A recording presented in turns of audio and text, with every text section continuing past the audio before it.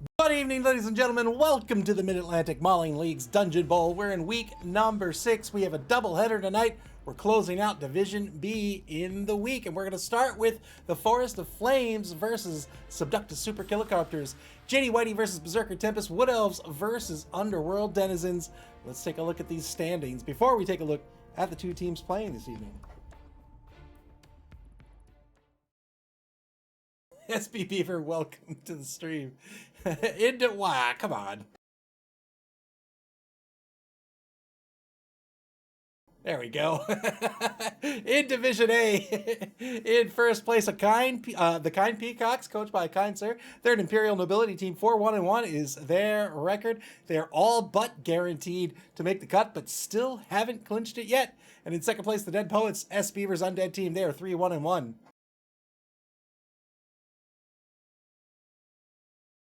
In Division B, we have the Forest of Flames up tonight. There in first place. JD Whitey's Wood Elf team, 4-0-0 is their record.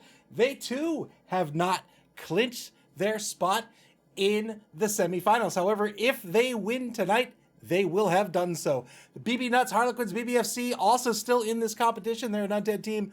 4-0-1 is their record. Top two teams of Division A and Division B still alive in this competition.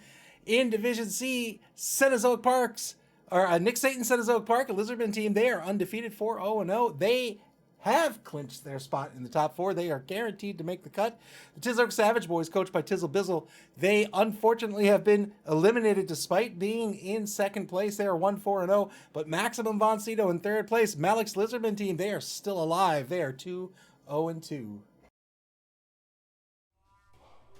I think we're going to have a fairly bashy game tonight, despite the two teams. First up, we have the home team, the Forest of Flames, coached by JD Whitey. They are coming in a TV of 1,300,000 gold. They have 12 players on the roster. They have both war dancers, because of course they do.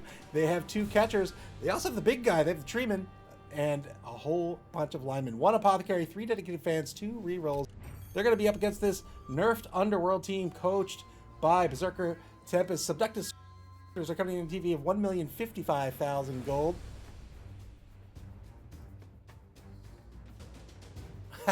Berserker Tempest, thank you very much for the sub. I very much appreciate it. Thank you very much for your kindness. They're coming in a TV of 1,055,000 gold. They have 12 players that they're starting with tonight. They're not going to have their gutter runner to start with. They might be able to mitigate that. We'll talk about that in just a second. Gutter runner's out with an injury this week. Otherwise, you can see he's pivoted here after the nerf, after the swarming nerf, got rid of the Snotlings, picked up, went all in on the Skaven and the Goblins instead. Does have the Red Ogre still, the number 1 big guy here, which will be a key part of the roster tonight. 1 apothecary, 1 dedicated fans, 3 rerolls. How do these two teams play? Well, let's take a look at the Wood Elf team first, because I think we know what Wood Elves do. They do Wood Elf shenanigans. Lots and lots of speed. In fact, 7 across the board if you don't count the big guy. Lots and lots of edge. 2 across the board if you don't count the big guy. But they are brittle as well, with 8+ across the board for AV. Again, if you don't count the big guy. Lots of speed, lots of edge. They do what elves do. They run real fast. They dodge very easily. Very, very, very easy for this team to score. If JD Whitey wins the coin toss, they'll absolutely go first, just to make sure they'll choose to kick. They'll be on defense, that is, just to make sure they have their full 11 on the pitch for defense. They random into a kicker. That's a great random. They have a tackle player. They have a number of block players as well. Lopin, the catcher, is a blodger. Relaying the catcher, sidestep catcher as well. Also a great skill to pick up on a catcher. Has the aggressive catcher here. Has the speed catcher here. Rock as a treeman. I have been on record saying I think treemen are one of the best big guys in the game, and I stand by that. They have a massive strength of 6, a near impenetrable AV of 8+. They have Mighty Blow. They have Stand Firm. Their nega trait is that they take root before they take their action. They roll a d6. If it's a 1, they stay in place for the rest of the drive unless they get knocked down. I don't think that's a big deal. Yes, they're MA2. If they get knocked down, it's a big deal, because they'll have to roll to stand up, because they won't have the 3 MA to stand up. But this is a great anchor piece. They just stay put Often an opposing team won't want to dedicate as many players as they need to get the knockdown on the treeman. This treeman can just hold the fort at center pitch. Most of the play will take place at center pitch, especially with a very fast team like this, where they'll hold the line at the line of scrimmage, maybe keep the passer or the ball carrier off the line, deep in their own territory, and then make one big play once the pressure comes on or once the half starts to end. So I think they're great. I think they're great. If they're rooted right where they need to be, that's perfect. I said I think this is going to be a bashy matchup, and I think it's going to be a bashy matchup simply because these are two fairly brittle teams, right? With AV8, we're talking about almost across the board for both teams. I think that means you pivot, and instead of saying, all right, I can't get into the bass matchup because I'm going to get out-bashed, you say, oh, okay, this is more like a vanilla game of Blood Bowl, where if I have good action order, and I'm taking my 2-die blocks with the block skill, and I'm getting those knockdowns, I can get just as many knockdowns as my opponent can. I can get just as many removals as my opponent can. So maybe I'll try to get the player advantage tonight. That is an option for both teams, and I think they'll take that option because that tends to be the safer option than running away. You want to get in there, get the 2-die block with the block skill, push players back. If you get them knocked down, that's great as well. You're going to be breaking armor, lots of armor tonight with AV 8+ on so many players. This Underworld team, without swarming, has really had to pivot. They decided to drop all the Snotlings. They have Goblins and Clan Rats. They do not have a lot of strength. You see the Goblins are strength 2. They do have decent speed in all those Skaven players. They don't have their Gutter Runner, but they're going to be picking up 245,000 K in petty cash. They could get Hackflem Scuttle Spike. He's 210, and that's a good replacement for a Gutter Runner.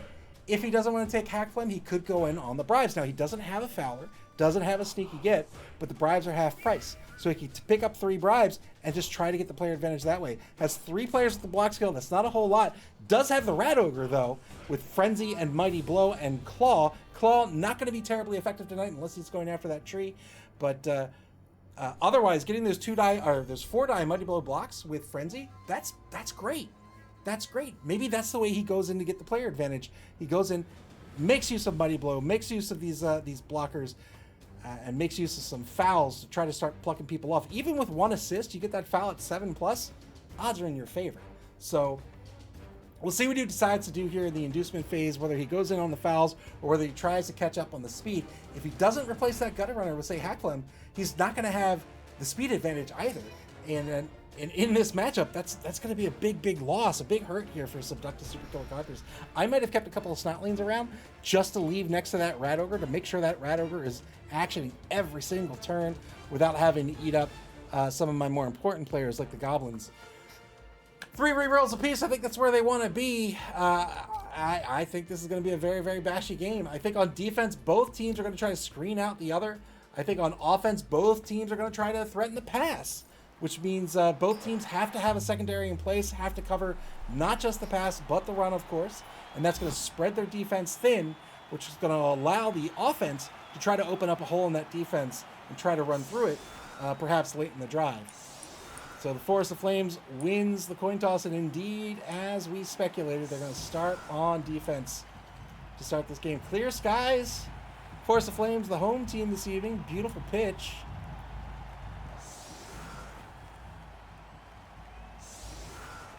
SP Beaver says, has Nick made the most finals? I don't know, but I mean, probably. I wouldn't bet against that.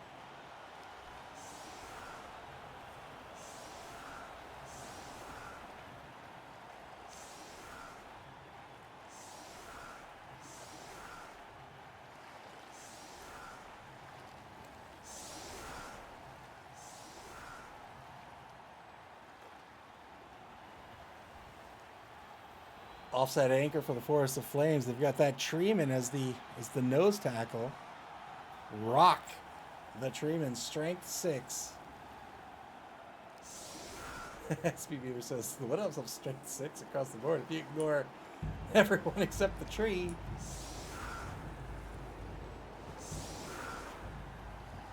All right, there's that offset anchor by the Forest of Flames. Subductus to set up on offense. What did they pick up anyway? They picked up 2 bribes and extra team training, so they brought themselves up to 4 rerolls, 2 bribes. So they are going to go on this foul game. which will give them an advantage being on offense here, as they'll take the first actions of the game, provided there's not a blitz or something. They'll try to knock down a player, maybe get a foul here on the line on turn 1. Try to get the momentum going, trying to get that player advantage. And hopefully, by the end of the half, there'll be a handful of Wood Elves in the KO box, or maybe even in the casualty box, for Subductus to take advantage of the second half of the game. 5 on the line now. They have that Rat Ogre at the center position, not trying to tie up with that Treeman. If that's the case, I'd imagine these two players would come off the line. No, it's going to keep all 5 at the center position here, so he is tied up with that Treeman. The thrower and the rookie blitzer back to receive.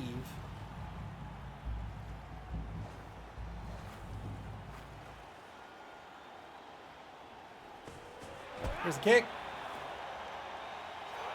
Middling kick. Subductus, shallow kick. Subductus try to catch this ball here. Probably going to bring the thrower up to try to catch the ball. Nurgle's right with the 5-stream streak. Thank you very much. No, instead try to get this Skaven blitzer to be the ball carrier. Failed to pick up another ball. Sitting on the line of scrimmage. This is not a great place for it to be if Subductus really wanted to be able to reposition this ball. Now he's going to have to get into a scrum unless he pulls this ball off the line.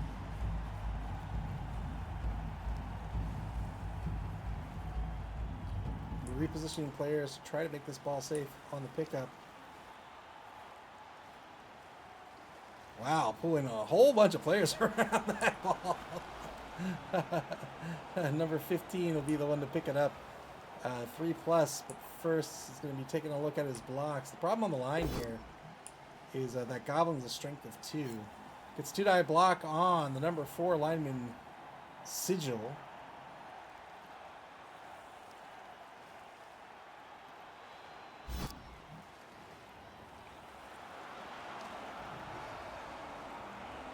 Let's push out of this. The Underworld team with the strength disadvantage means that this Wood Elf team might try to take the marks and be the bashy team in this matchup. We'll have to be careful with the Rat Ogre.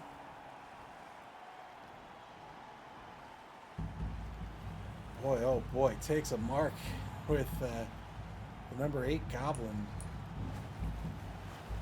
One of these Goblos is going to get punched into next century.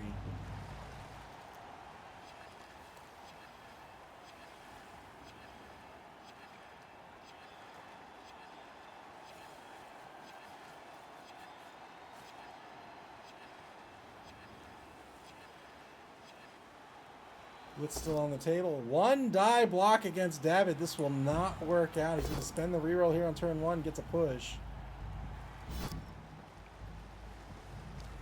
There's Goblin's strength 2. Still has the blitz. Might be saving it for the Rat Ogre here. Failed the animal savagery roll, and that means he's going to have to go after the number 13 Clan Rat. Thankfully, he'll stay on the pitch. Here's the blitz. Is going after the tree. Got a POW out of this. 10+ to break armor with Mighty Blow. And he broke armor. Wow. Oh, he had claw.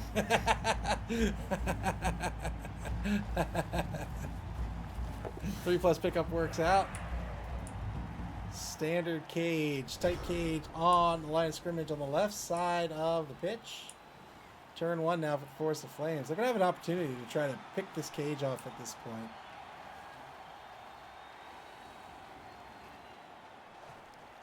War Dancers are MA8. Fastest Subductus has is the MA7 on the Blitzers.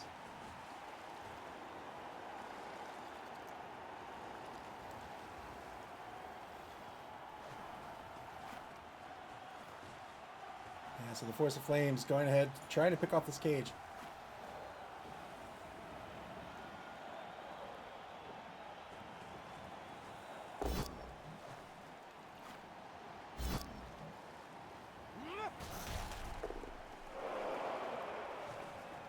took the mark on this corner of the cage because he wants to break apart the offense. Came in on the blitz. Knocked down this corner here. Good KO over the right side of the pitch. Moved the player into position here to exert these tackle zones. Were you trying to get a rat kill? I was not. And then repositions players to cover center pitch. Turn 2 now for Subductisupercilicarptors. They're already down a player.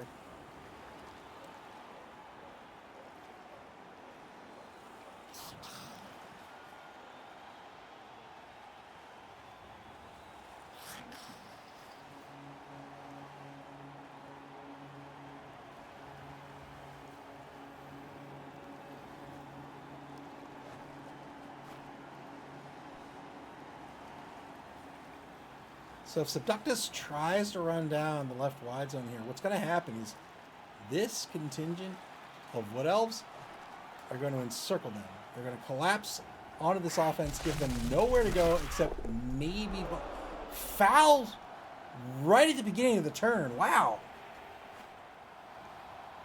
Fouled the tree. Had 2 assists on the foul. Brought the armor down to a 9+.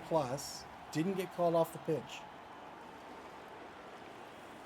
Remember, he doesn't have a sneaky get, so if he rolled doubles there, that's a 1 in 6. That would have been the end of the turn.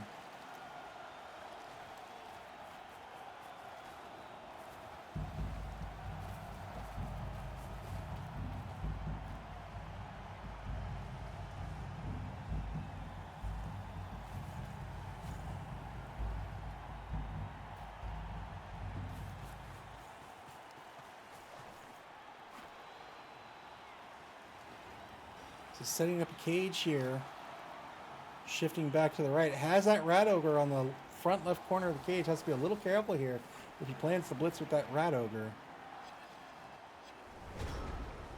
Says no, he's going to keep him right in place. Doesn't spend the blitz. Turn 2 now for the Force of Flames. This offense, being so bunched up like this, is giving this defense an opportunity to cut off avenues of movement. Really, with the offense, I shouldn't say really, but often you'll see with the offense, they'll spread out wide and maybe keep the ball real far back because there's a lot of speed, so you can get the ball up to the line in one turn anyway. It keeps the ball relatively safe, and you're keeping this defense spread thin as well, so they can't start to group up and start to encircle your offense.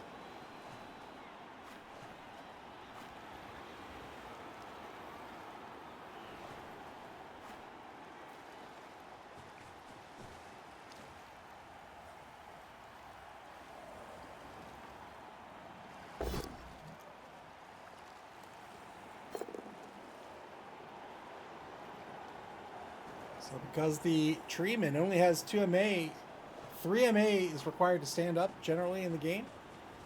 Because they don't have 3 MA, they have to roll a D6 to stand up. They need a 4+ to actually do the stand up. 2 die blitz on the number 8 Goblin in the front right corner of the cage. Gets the knockdown, but no armor break. That's Kaladin, the number 1 War Dancer. Has the tackle skill, so that negates the dodge skill. Gets a push on the rookie Clan Rat in front of the cage.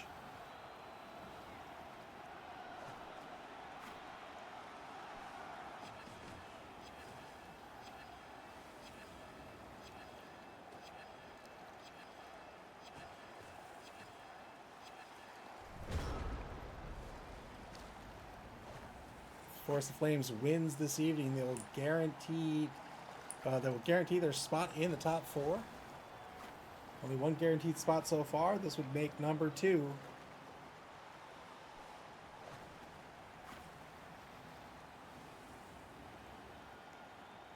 Subductus on turn 3. Front right corner of the cage marked. Marking 2 players as there's so many players bunched up in this cage. Thrower's going to move 1 space over into the right wide zone.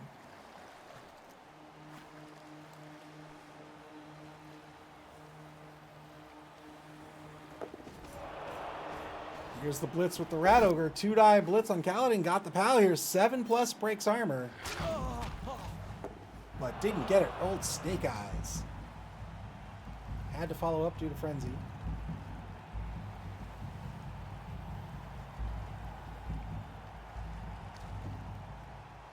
So now it's currently a 1-die block against David. But that would keep the number 4 Goblin in place. Goblin might just dodge instead. Wow, taking a mark on number 6 too.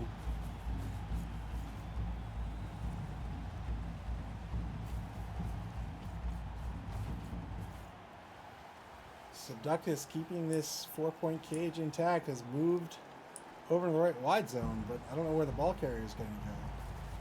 It's going to hand off to the thrower. There it is. So the thrower now in the cage has possession of the ball.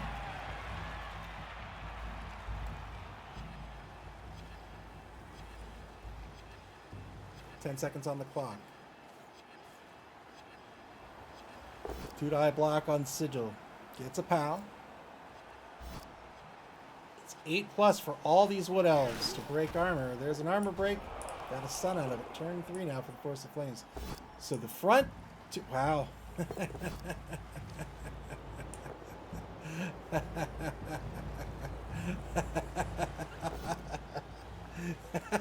So, the tree fails to stand up.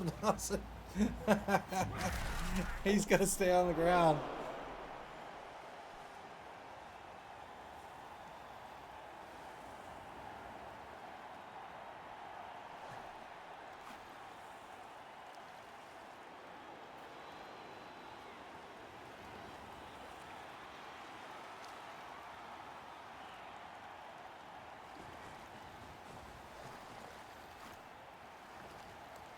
Force of Flames continuing to keep this defense in front of the cage. Cage really hasn't been able to go anywhere. Remember, this ball was kicked very shallow to the, I believe it was to the 4-yard line. And there it has stayed so far all quarter.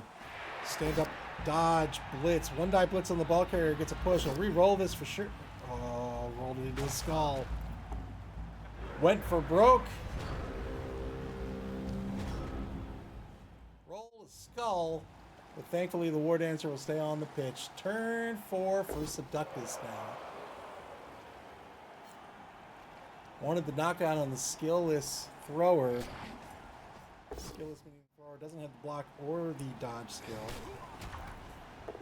Now the Rat Ogre is going to knock down number 6, Pete, the rookie lineman. The injured rookie lineman.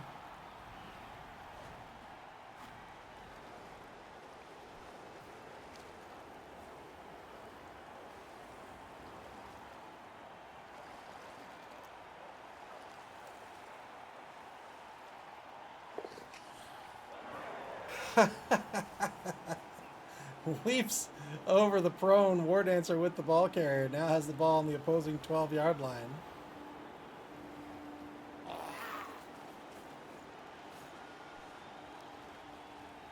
But it's moving players in a position where he's not getting anybody to protect the ball carrier. Alright, he's opened up the lane here for a number of Skaven players to funnel through, but they're going to lose a point of movement unless they want to dodge.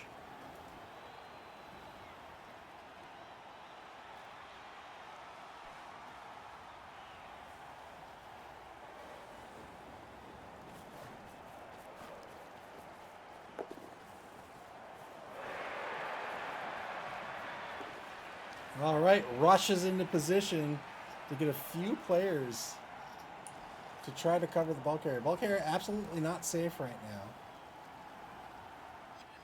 13 seconds on the clock. SP Beaver praying to Nuffle. There's another 3+ jump over into a rush. Double rush, in fact.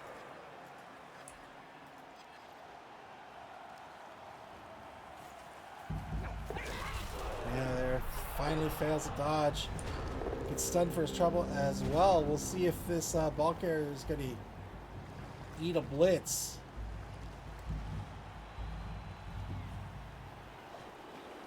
Fortunately, the standing War Dancer is way over here. We do have a block player in the form of Lopen. Unfortunately, Lopen is only strength 2.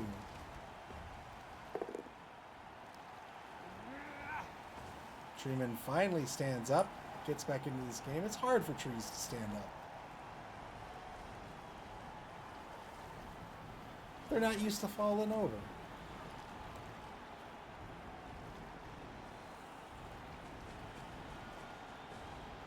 There's a mark. Takes a mark on the ball carrier with Drehy, the level 2 injured kicker.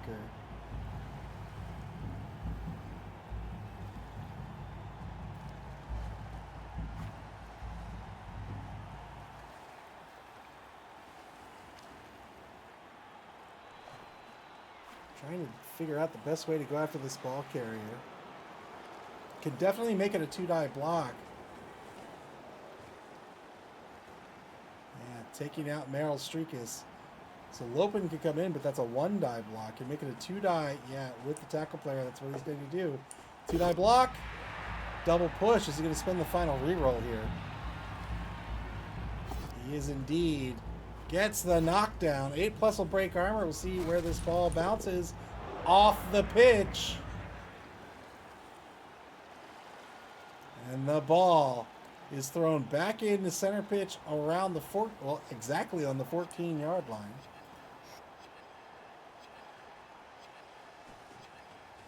So Force of Flames is going to have an opportunity to recover this ball.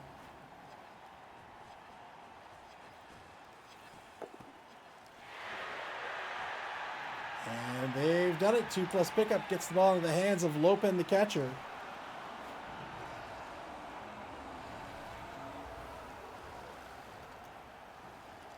Force of Flames on the bonus clock, deciding what to do with Teft. They stand right in front of the catcher.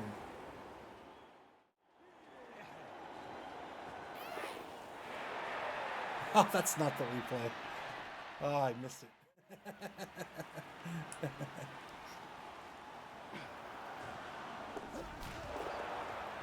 Tries to dodge out Kaladin. 50-50 dodge didn't work out. 50-50 due to the prehensile tail of the Rat Ogre. Second quarter begins. Subductus now. They were on offense. Pushed a little far down pitch. Lost the ball. Now the ball is all the way on the other side of the pitch in the hands of the Force of Flames catcher, number 11. Powell with the Rat Ogre gets an injury on the tree. I can't believe it. I mean, I guess I can with Claw.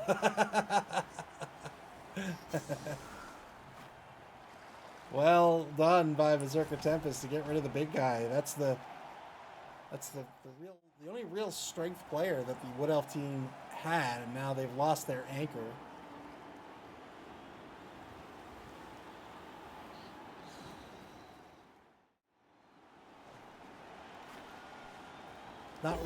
Not very eco-friendly of the Rat Ogre.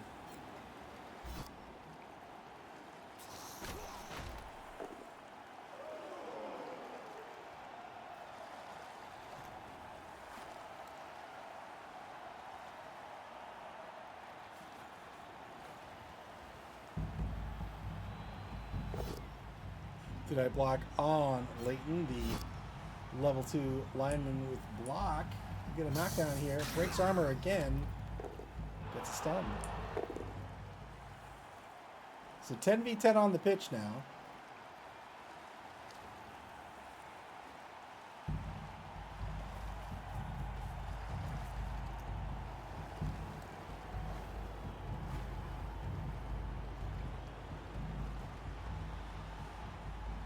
Subductus taking blocks over on the right side of the pitch, but really doing nothing to get on the ball or even stop forward movement of the ball, which will pose a problem on this turn because that catcher is MA8, and Subductus doesn't have any players remaining to really catch that catcher.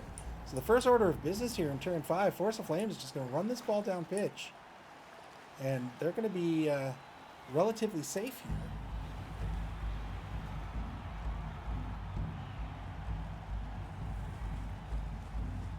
Yep, there it is. Lopen, the catcher, is going to move all the way down to the opposing 10-yard line. Moving some protection in place. David comes in the back right corner of the ball carrier. Kaladin comes in to exert some tackle zones, watching out for that rat ogre. So Kaladin with the tackle zones here. We've got this covered here. And now the blitz with the other war dancer, Teft, will get a dodge push on, who is that? On, but, okay, all right, on number 5. And then the war dancer will move into position to cover the catcher. Yep, well done by the Force of Flames. So now Subductus really can't get at this ball.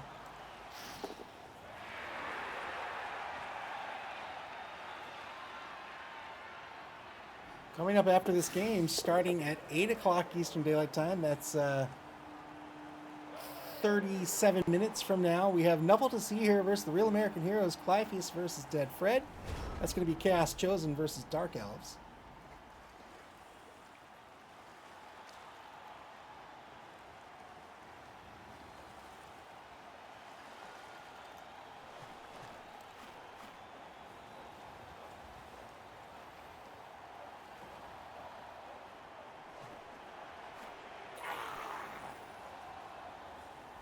Subductus on the foul, trying to foul a player off the pitch on the right side of the pitch here. But they're going to get called off. Roll an 8 on the armor break. They'll try to argue the call here. Nope, they're just going to use the bribe straight up. Use the bribe on the foul. Got the removal. They have a one-man player advantage.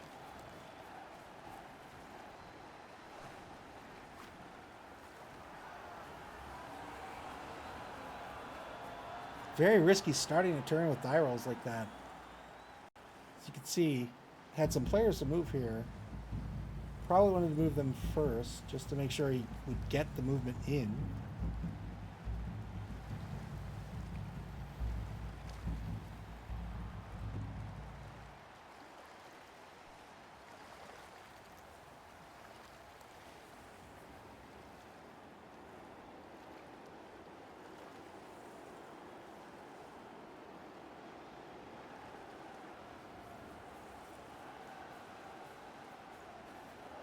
Taking lots of marks against this Wood Elf team. The Wood Elf team with no rerolls remaining, but they have nothing to worry about currently with the ball carrier.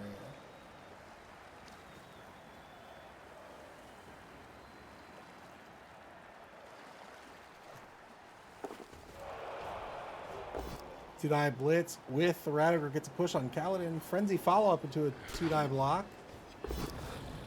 This time gets the pal. 7+ to break the armor on this War Dancer. He's done it. Does he get the removal? He does. Well done. Good removal with the Rat Ogre here. That's a two-man player advantage now for Subductus. We'll see if that sticks in the upcoming drive. But make good use of that Rat Ogre. Remember, he's up against a team that's AV 8+. So Mighty Blow makes that a 7+. That's a great big difference. That's a favorable armor break. Same with the fouls. 1 assist on the foul will bring that armor value down to a 7+. Certainly a viable strategy to try to get the player advantage early in this game. Unfortunately, touchdowns are how you win. And the Force of Flames are knocking on the door of the end zone.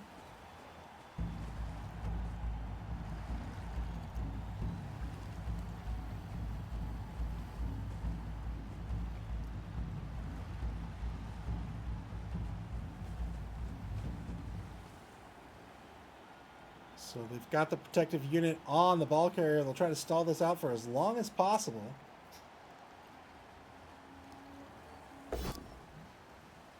Double skulls against the number 7 Goblin. That will be a turnover. Oh no, and a KO to boot. 3-man player advantage now for Subductisupercilicarptors. Turn 7.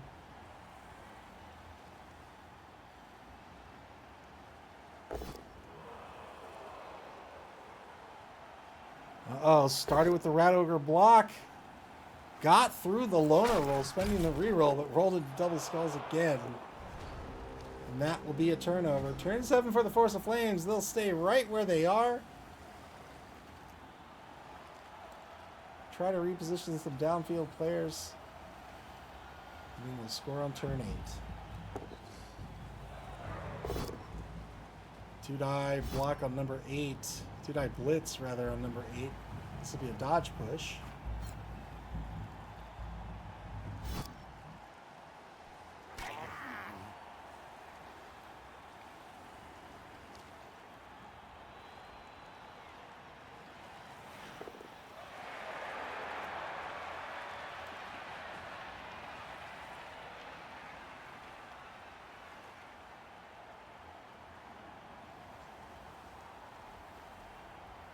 Minute 18 left in turn 7.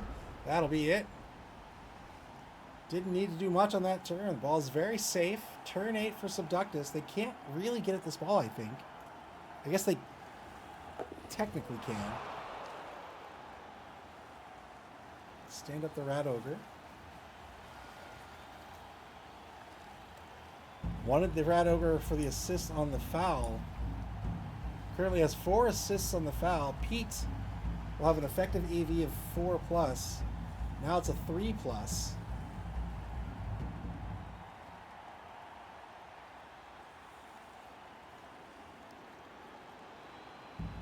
JD Weddy says maybe I should have tried to score and get 2 KO rolls.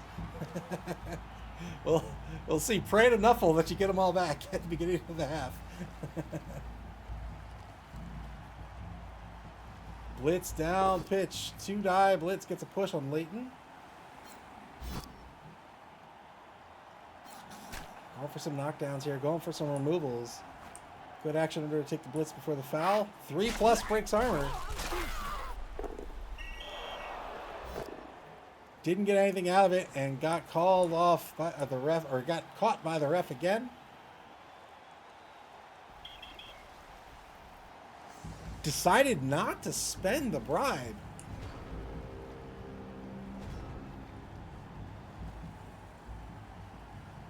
Not sure what that was about. But there's the score, 1-0. Force of Flames take the lead in this game. They will be on offense to start the second half as well.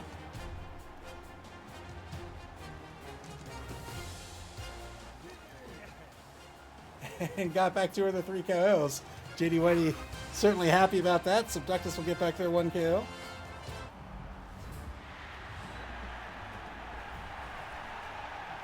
Oh, I just realized they fixed that bug, so you can see the KOs come back on this camera view.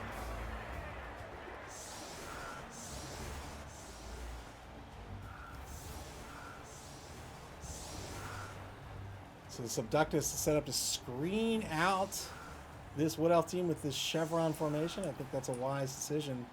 The Wood Elves now to set up their offense. So it'll be a 1-man player advantage, I believe. Yeah, 1-man player advantage for Subductisupercilicarptors. Galeshi, welcome to the stream. That's right, Blood Bowl!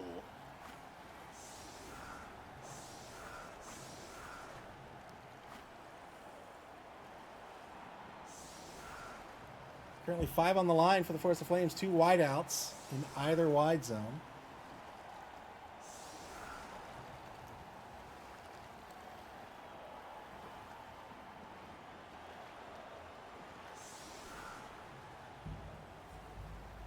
Catcher back to receive.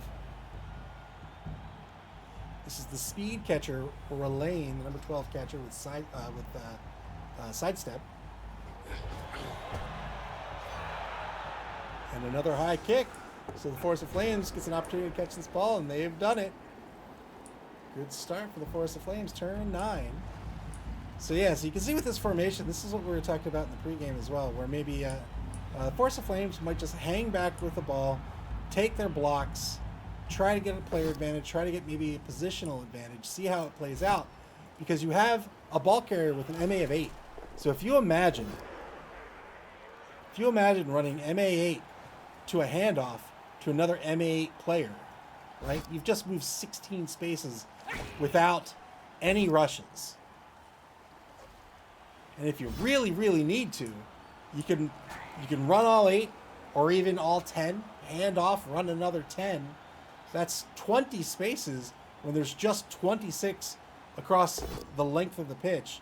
And you can even pass if you need to. 2-die block into double skulls for the Force of Flames is not a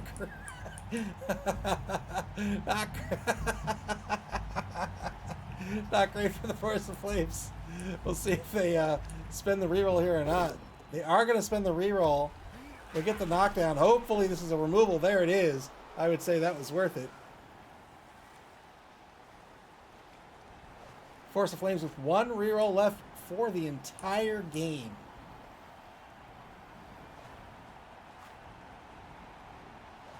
JD Whitey doing the right thing here, taking the blocks with the block player, but Nuffle just handing skulls back.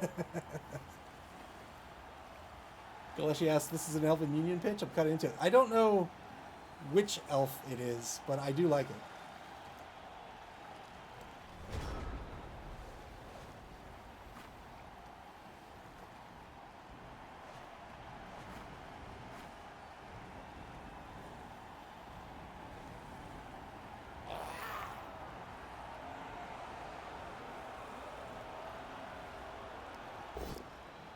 So the ball currently on the Force of Flames at an 18-yard line. They're in the lead 1-0. If they win this match tonight, they will have made the cut and will advance to the semifinals.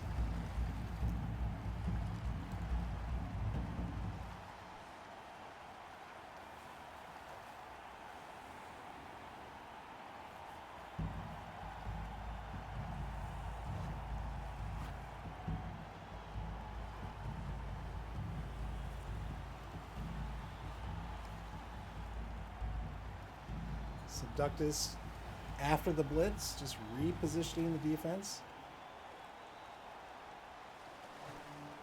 JD Whitey says, wait, if I'm in for sure. Yes, indeed.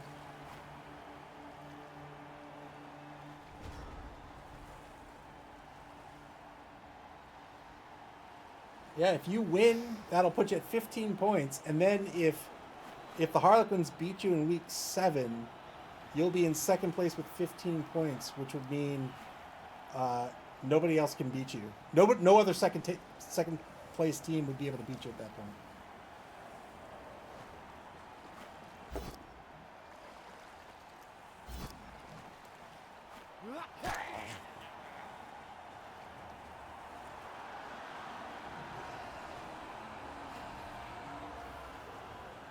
Turn 10 starts with a blitz by the Blodger War Dancer.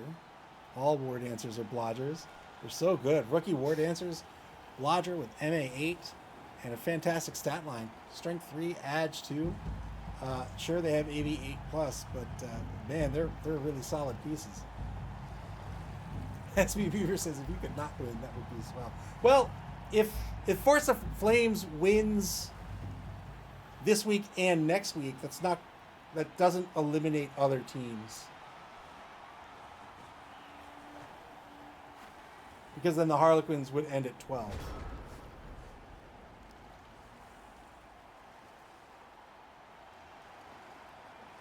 Oh, then that's fine. Yeah. The Force of Flames, obviously, if they win both, they'll be 18 points. They'll win the division, so that will make the cut, obviously. But if they win today and then lose next week, they'll be at 15 points. And no other second place team would be able to catch that. But they could win both, which means the Harlequins would end at 12. And then other teams can catch that. JD Whitey says, so you all want me to keep winning. That's all I'm hearing.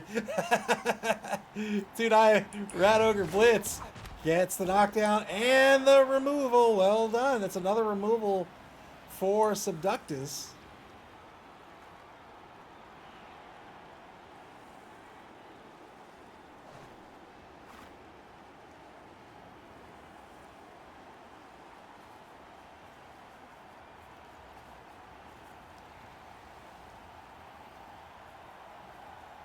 So 10v9 on the pitch, I think.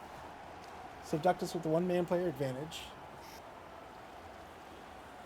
Subductus now applying lots of pressure, trying to get behind this offensive line, but they're going to have to be real careful here. Because again, If there's just one gap in this line, remember, we talked about the speed that these players have. They could move conceivably 20 spaces on just a handoff.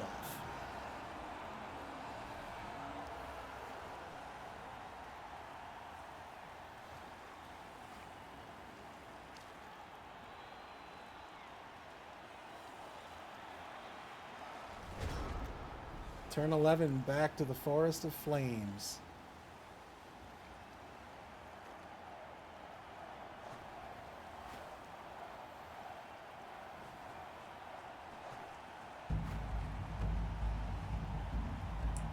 Advances the ball all the way up to the line of scrimmage now, setting up a cage at the line of scrimmage. He's going to try to leverage this this defense being split by holding for a turn and then trying to break free on the next turn, which will effectively take these players out of the drive.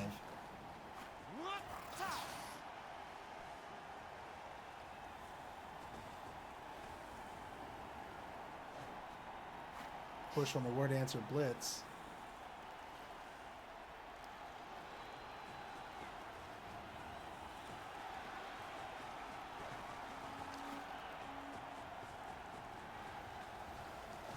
So you can see that's exactly what JD Whitey's trying to do here, right? He's got the cage, protecting the ball. Now trying to carve out the pitch to give himself a lane to move through for the next turn. And in doing so, can pick off all of these players. Even this guy over here. To make matters worse, that's all the Skaven players. That's all the Skaven players, so that it would be up to the Goblins to try to stop the score. So the Goblins going in on these marks, but have a lot of pitch to cover. Right now, a big gap this way, but could still also block this out. Try to move this way as well.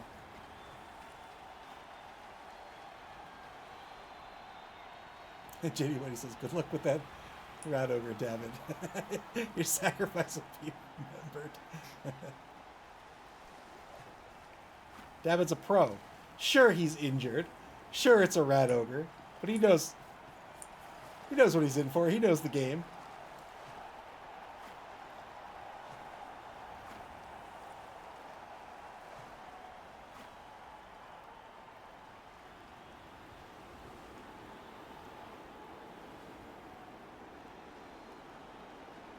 .44 seconds to go. The thrower is... the thrower moves in to make the rat ogre... Oh! The rat ogre is going to dodge blitz instead. Wow! And gets the knockdown here. And breaks armor. Gets a stun out of this. Takes a mark on the ball carrier. Boy, what a ballsy play. Move that Skaven thrower in. He was going to be the sacrifice, the thrower of all people. It was going to be the sacrifice. The leader was the sacrifice to the rat ogre. But the rat ogre successfully made the 50-50 dodge to come in and take a mark on the ball carrier. Now that ball carrier marked with that prehensile tail is going to make the dodge a -1.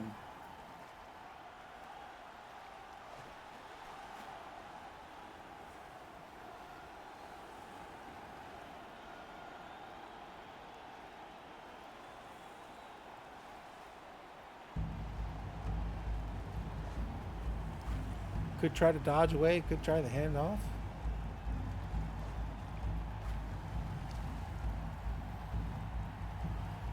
Has a number of options for blocks here. A kind sir says, look, the leader's got to do the job no one else wants to do. Or what kind of leader would he be?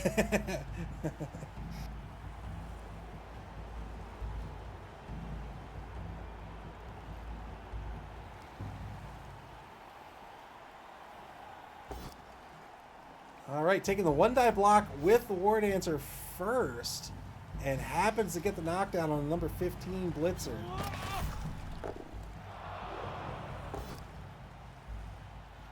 And now a 2-die on the Skaven player that's been marking the word answer from behind. Breaks armor here. Gets stunned.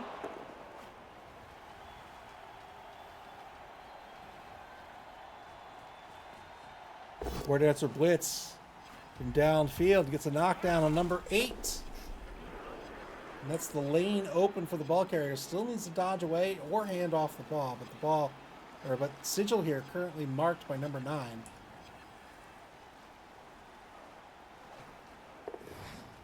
There's the dodge. Well done.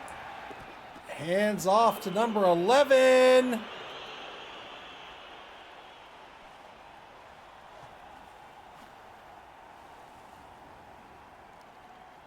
My goodness.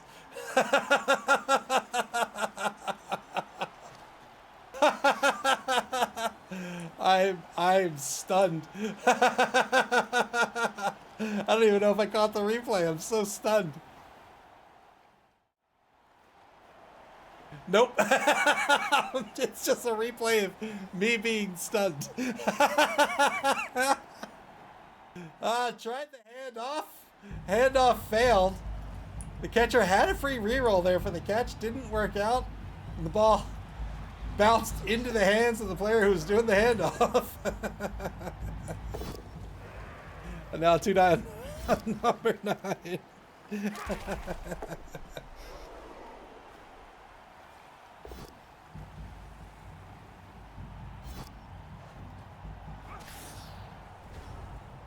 Turn 12 now for Subductus. Final turn of the third quarter. They still have all 4 of their rerolls.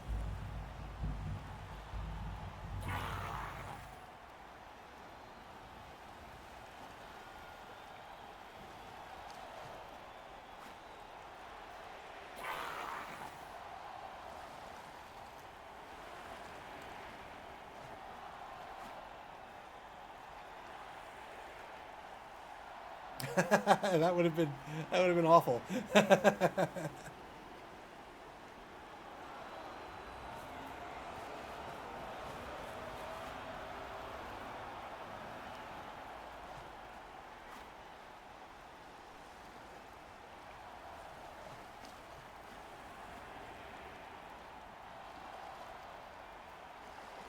Minute 8 to go here in the turn. Subductus with the massive pressure happened to work out on the failed handoff.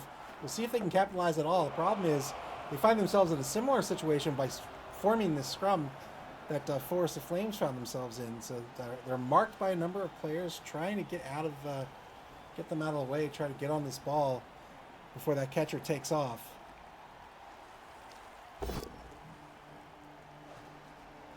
Double pals of the number 4 lineman breaks armor. Has to follow up due to frenzy. Still has movement left with the Rat Ogre.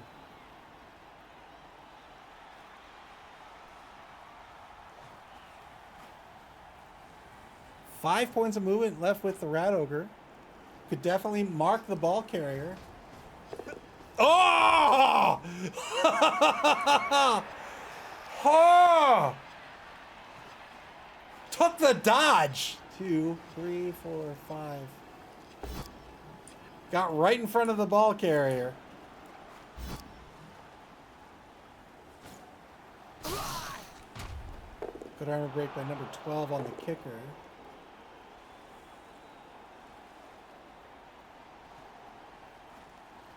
So remember that Rat Ogre is making the dodge more difficult with that prehensile tail. But the catcher does have the dodge skill, so we'll get a free reroll. Fourth quarter begins now. Turn 13 for the Forest of Flames. They have the ball on the opposing 8-yard line. Trying to free up the ball carrier. Very much did not succeed there.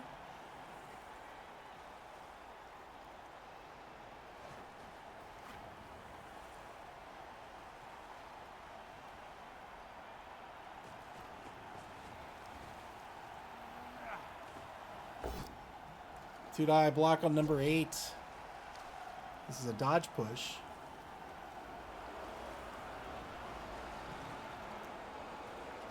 Good chain block here. Excellent chain block by JD Whitey here.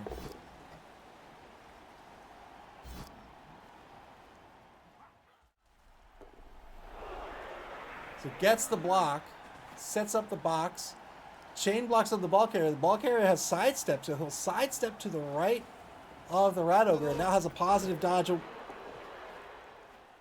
Well, I said now has a positive dodge away. But unfortunately, failed the dodge.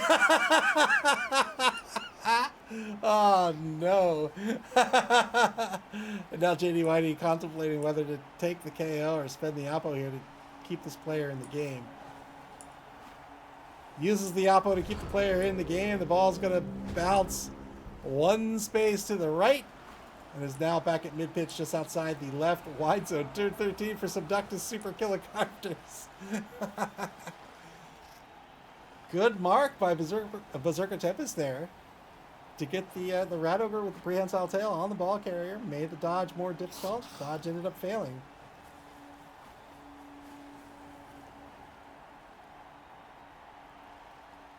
Subductus putting a player in the scoring position. The number 13 Skaven player now threatening to score.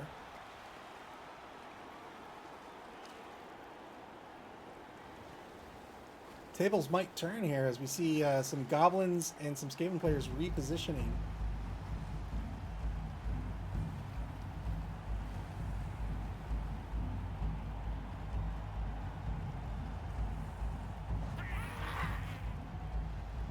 Oh no. Stands up number 8, so he's trying to tie up the War Dancer for a turn. That might be a wise decision here, just to keep it out of the drive.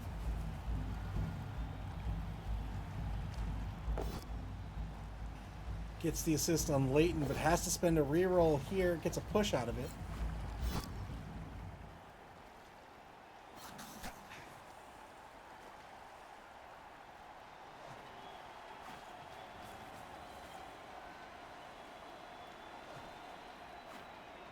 You know what I'm gonna have for dinner?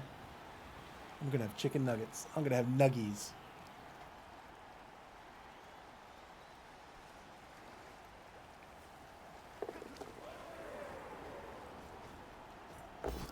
Wow.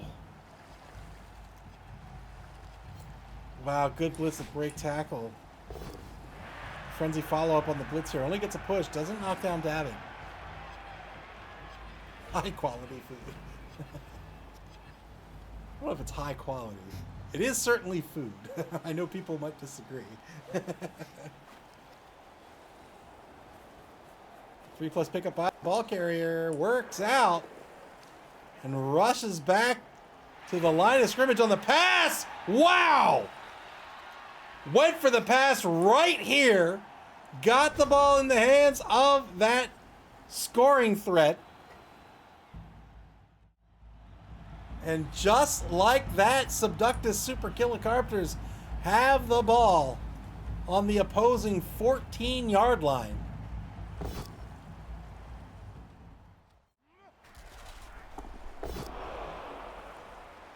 Force of Flames on turn 14.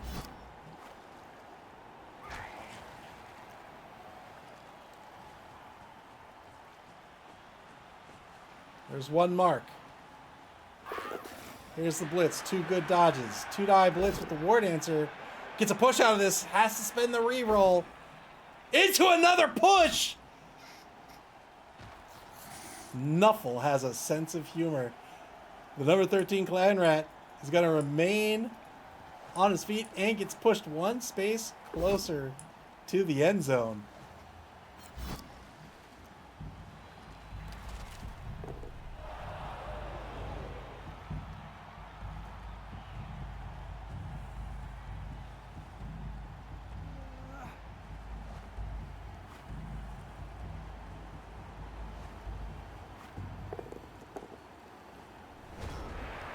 Two rushes, not going to matter too much here. It's going to be a 3+ dodge by number 13 to score.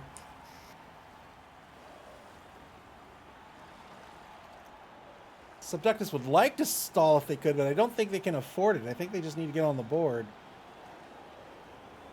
But we'll see what Berserker Tempest decides to do here. Clypheus, welcome to the stream. Clypheus says, so I don't have any players I can pick a skill, but I have 9 players I can take a random skill. I've been eliminated. It's only 2 games left. What do you think? You do you. Whatever you think will be best for you, whether that means kind of playing quote unquote for real, as if you had another game, or Whether that be... Oh, no! No! Subductisupercilicarptors had an opportunity to score. Took the block first, rolled quad skulls. Said I had re-rolls, I'll take a chance. And now the ball carrier knocked down and armor broken. Heartbreak in turn 14.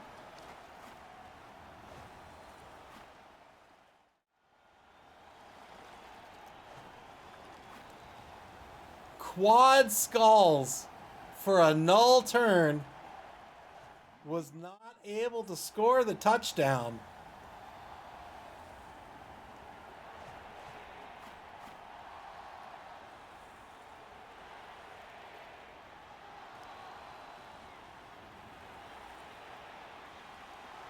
Oh, how unfortunate for Subductus.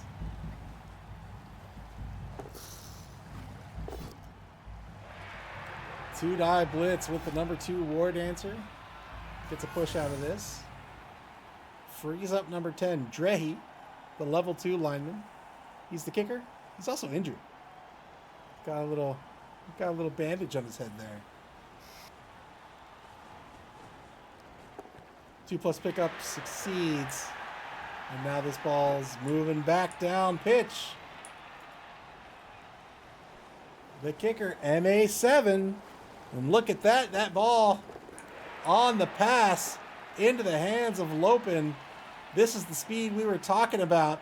Could score this turn, but probably won't because there's going to be no threat on the ball carrier. This catcher is going to run all the way down to the 22-yard line. There it is. Great recovery by the Forest of Flames. Had the players into position to do that chain we talked about. Got the ball, handed it off, moved the ball, passed the ball, and then moved the ball with the catcher 8 spaces.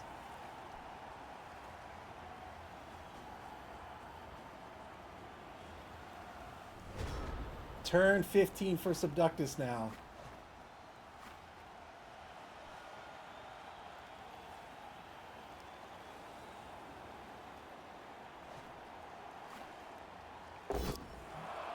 Gonna take some blocks. Gonna try to murder a few elves here before the game is through.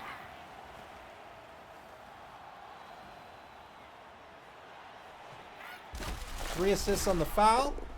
Got nothing out of it.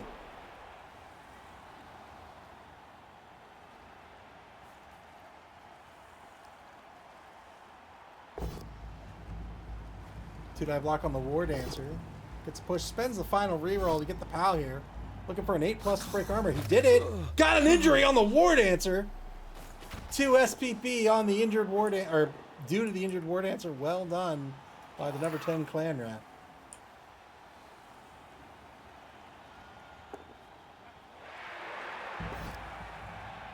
Failed dodge by the thrower. Let's see if the thrower stays alive. He is. Fails the rush. Because, of course, good effort there by Berserker Tempest. A last-ditch effort to take a mark on the ball carrier. Fails the rush after spending the reroll against the War Dancer. And now the Forest of Flames, with no rerolls left, they're going to take a blitz. 3-die blitz, got the POW.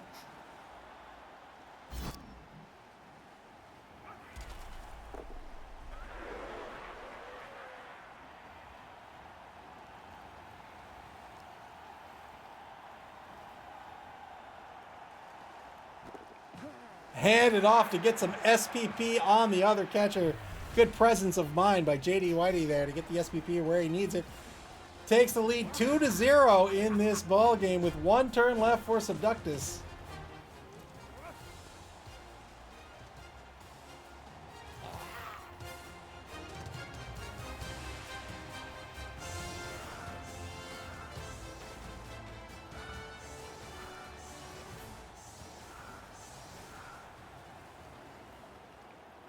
Subductus really can't do anything here other than block down the line. Plus, there is a timeout.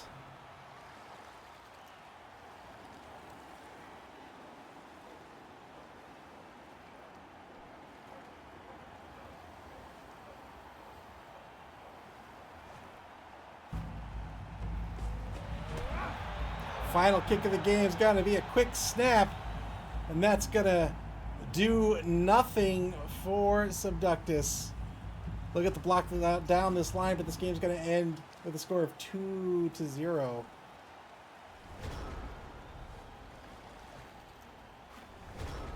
Remember, coming up right after, and just going to call it an end of the game. I think that's fair. That's the end of the game, 2-0. The Forest of Flames will advance to the semi-finals. Congratulations to JD Whitey on the victory.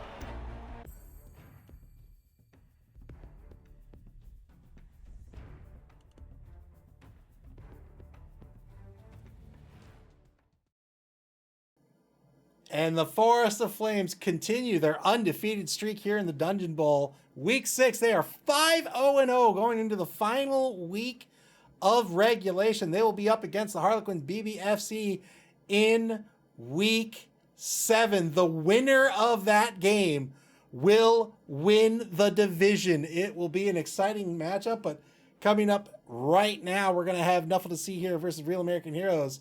So give me about 30 seconds and we'll hop over to that game. Oh, what a good game that was. A lot of fun. That's 6. Yep.